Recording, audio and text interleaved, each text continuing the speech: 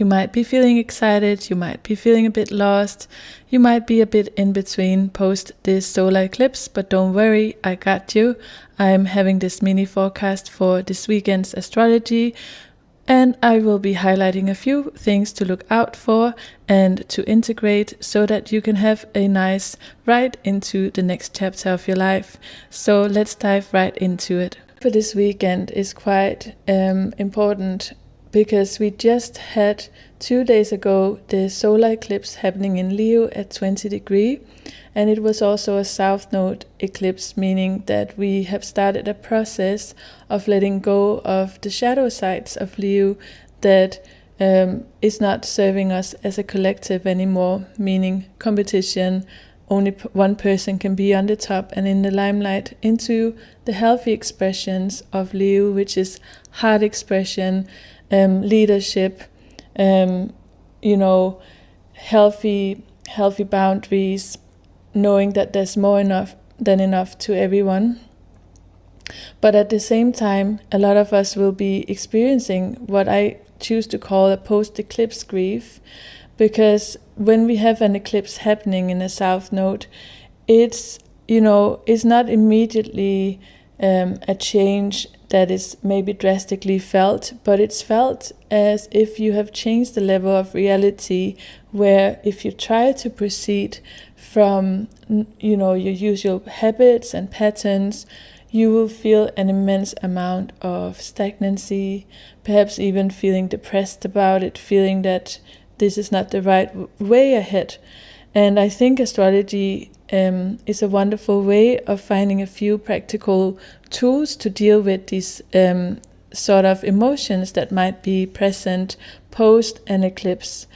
So we can see that Mercury has just separated from its opposition to Pluto in Aquarius, and now it's moving into a conjunction with Jupiter at approximately 10 degree Leo on August the 15th.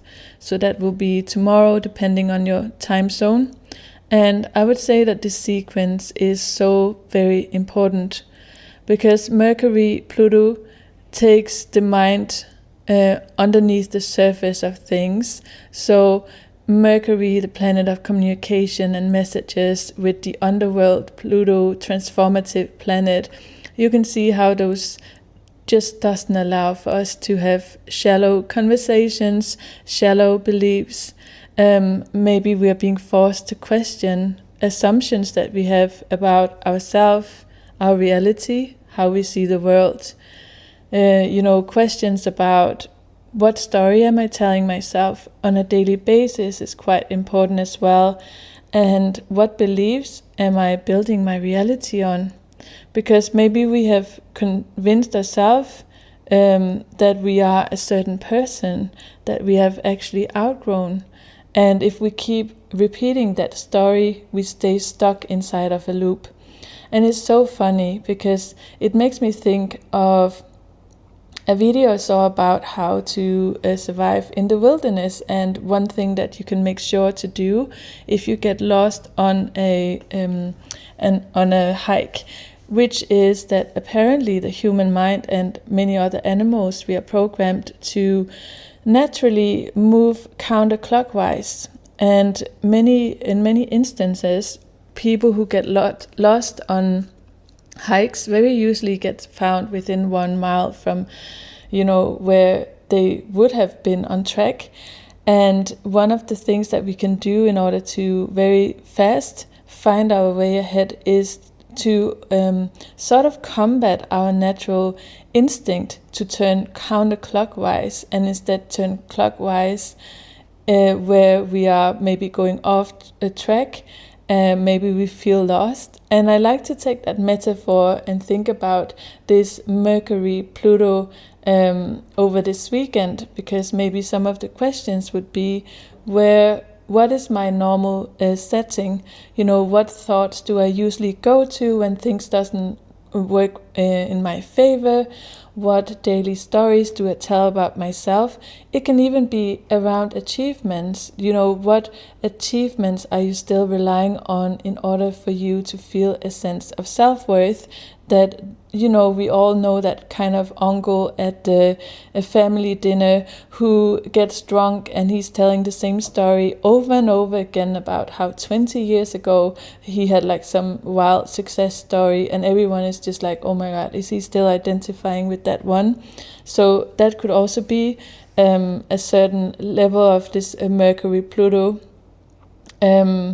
meet up, because we are not allowed to just stay on a shallow surface over this weekend. There are sort of like this tiny bit of grief period going on post eclipse, and sort of like the sky telling us to investigate deeper, what are you still staying stuck with? Because when we have Mercury moving toward Jupiter, there is a level of expansion of your perspective, because Jupiter, is usually a benefic planet, but he also just expands everything he comes into contact with, whether it's positive or negative.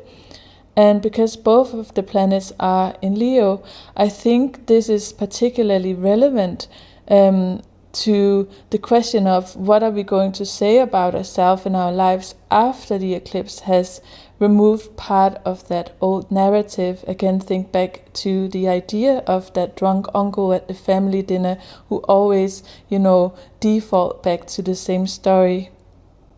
Another thing I would say about this is that Mercury Jupiter can give us language, language that can indeed connect us deeper to our hearts, and we can have very heartfelt communication both with ourselves and with other people. But Leo can also exaggerate things, so the shadow would be something to watch out for this weekend, because again, Jupiter tends to expand everything he comes into contact with. Maybe we can make a giant declaration about what we are going to do next, but we haven't quite thought it through. And then later down the road, there will be this self-fulfilling prophecy. If you're someone who might usually procrastinate, and now you have made a giant declaration about what you want to do, but you can see that you can't live up to your own words. So now you have a self-fulfilling prophecy of, I always make these grand statements, but I never follow through with it. If that applies to you, watch out for that in your personality, because it might be one of those sneaky kind of self-destruction as well. Because the interesting thing is that Leo, also being so connected to our hearts, is that sort of language that is more of a silent whisper than it's loud. We always say that the rational mind is extremely loud, but the voice of the heart is a silent whisper that we need to sort of, ground into or balance into so that we can listen to it. And then also we can see, look to the Venus configuration, because Venus is around 7 degrees in Libra and Mars is around 2 degrees in Cancer. Then we have Neptune at 4 degrees in Aries and Saturn around 14 degrees in Aries as well.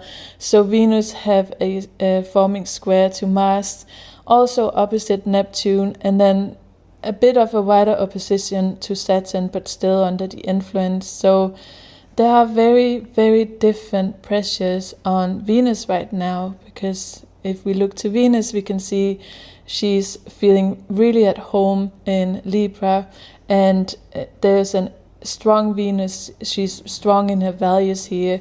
We are very strong in what we want, what we are attracted to, what we find beautiful, and also how we relate to our own value. But then we have Mars square Venus that sort of introduced this kind of conflict between desire and action.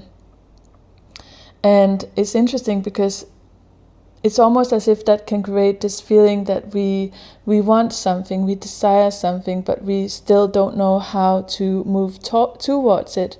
With a square, there's a tension here. There's sort of like still a bit of a need for finding the right way of moving towards the desires that we hold on to, or maybe perhaps we can see very clearly here with Venus in Libra.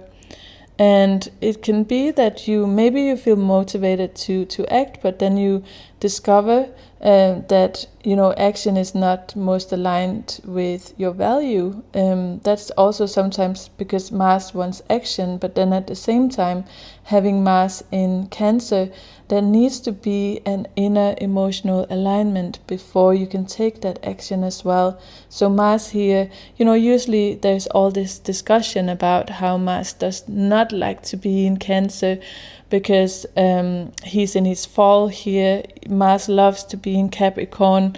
That suits him very well, and usually there's this quite patriarchal viewpoint on Mars having a less stronger influence when he is in Cancer, which in many ways needs to be revisioned, because Mars is indeed having some very interesting ways of navigating and pushing us forwards when it comes to emotional clarity when he is in his sign of Cancer. And that's something I will go further into in another video, but I just wanted to address this here as well, as we definitely need a redefinition of the planets seen through a lens of more harmony than just patriarchy. But that's for another day. Yes, and then I also want to address here, as you can see, that we have Venus in opposition to Neptune, which brings in a bit of a more complicated picture as well, because Neptune can tend to idealize Venusian matters. It's sort of that dreamy aspects that you fall in love with someone and you project all your good traits on that person. You cannot really see who they truly are, because Neptune tends to, can be connected very much to illusions, although it's also a wonderful, interesting opposition if you want to write dreamy poetry, for instance, because there's an inner push and pull effect with this opposition. But be careful, with kind of like projecting ideals onto something or someone that has not shown in action that they can live up to that image. Then on top of it, we have the corrective Saturn, because Saturn is still, although not in a tight opposition, but he's still there to remind us what can actually sustain and what stays on the other side of this illusion. And what do we need to commit to instead of just having the inspiration? Let's say you have a certain project that you feel called to. After this eclipse, you're like, wow, I really want to do this thing. Well, do you need an action plan to make it happen? That can be something coming up right now as well. The same as it's not enough to just declare, I am a changed person, I am a changed man, or whatever it might be. That's those default Leo declarations. Actually, what's smarter to do in this configuration is to take and make the action plan in order to be that changed person, so that it will slowly show up in your everyday actions and whereabouts that you are a changed person. And then also, finally, we have Mars moving towards its square in Neptune, and that will be around August the 17th that we have it exact. And this is another reason that I would be maybe careful at the moment of making what we can call very definitive decision based only on a feeling, because emotions are running kind of high this weekend as well. So if you are having a feeling of a bit of fatigue, a bit of exhaustion, a bit of like, I want to give up, or I don't know where to put my energy, let the energy settle over this weekend.